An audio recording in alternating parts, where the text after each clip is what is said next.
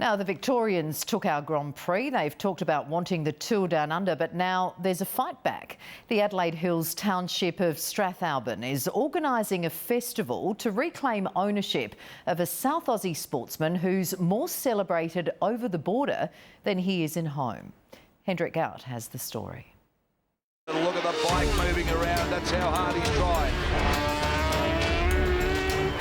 There is sport and there is motorsport, 300 kilometres an hour in some classes. And Australia has had its world champions, Casey Stoner, Mick Doohan, Wayne Gardner. This crowd really pumped up, urging on the Australians. At Goolwa, sculptor James Stewart is working on a brilliant work of art, a motorcycle and rider fashioned entirely out of discarded bike bits and tools. It will be unveiled on the 28th by the Governor, here in the picturesque Adelaide village of Strathalbyn. But it's also the birthplace of the most famous South Australian sportsman that you've never heard of. Kenny Blake, 11 times Australian motorcycling champion. In '76, in front of a crowd of 270,000 spectators, he beat 15 times world champion Agustin.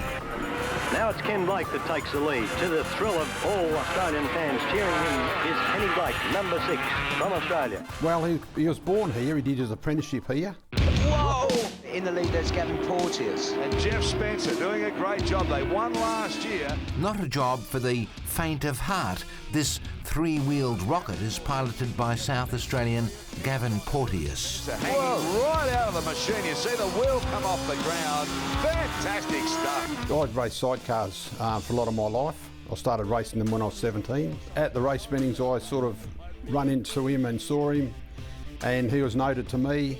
And it was just, wow, what a good rider he was. Not that Gavin was shabby, his trophy cabinet spilleth over. We did the Malaysian Grand Prix over there when they did the World Superbikes over there, and we ended up winning all that. So I was pretty happy with that. While Gavin raced 3 wheels, Kenny Blake stuck to 2. Ken Blake from Australia on the 500 4-cylinder Suzuki. A race so important, it drew the Prime Minister's congratulations. He was a bit of a larrikin like the rest of us. Kenny Blake honed his skills in the Adelaide Hills. It would be possible to say that he never sped on public roads, but it would also be wrong to say that. Very determined. He had the never die attitude. He was not going to go down wondering whether he could or he couldn't. He just did it. We knew that straight away that we'd be racing for second when Kenny was in the race. He was that good, you know. Kenny was one of the Phoenix Club's originals, together with legendary Snowy Ardill. Even the grandkids don't know all about Snowy's exploits. He was 17 and he'd come for a ride on a Sunday with our club in our brand new Triumph Bonneville. That's right, a Triumph Bonneville. Paul Newman had one, Steve McQueen rode one, but not as fast as Kenny Blake. Take your breath away. That's Ken Blake's day, all right.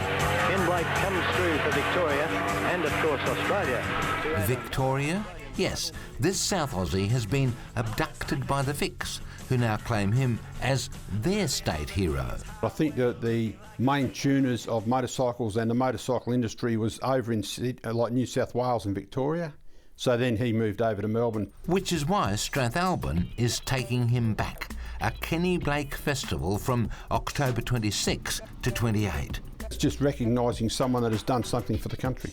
The Kenny Blake Foundation and some enthusiasts in Strathalbyn wanted to recognise him with this memorial. Kenny Blake died competing in the 1981 500 world title race on the Isle of Man. He was a hero. I think he's a hero to everybody who knew him. He sure was. Hendrik out with that report. But still to come, the courageous cockatoo who survived being hit by a car travelling at high speed.